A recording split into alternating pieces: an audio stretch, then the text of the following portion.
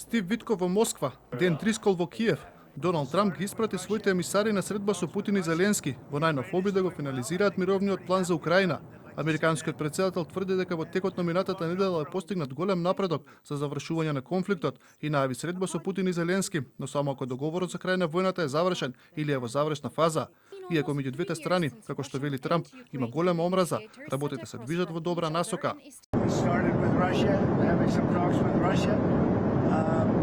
Ukraine is doing well. I think they're pretty happy about it. They'd like to see it end. And we won't know for a little while, but we're making progress. That was just a map.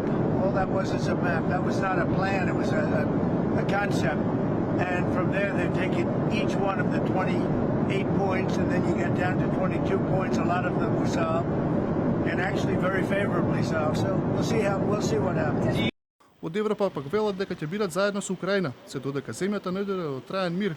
Председателката на Европската комисија Урсула фон дер Лајен ја обвини Русија дека секој пат кога мировните преговори напредуваат, насилството ескалира, а Москва бара да се прекорат границите на континентот. For Ukraine and for Europe, any peace agreement is about creating a just and lasting peace.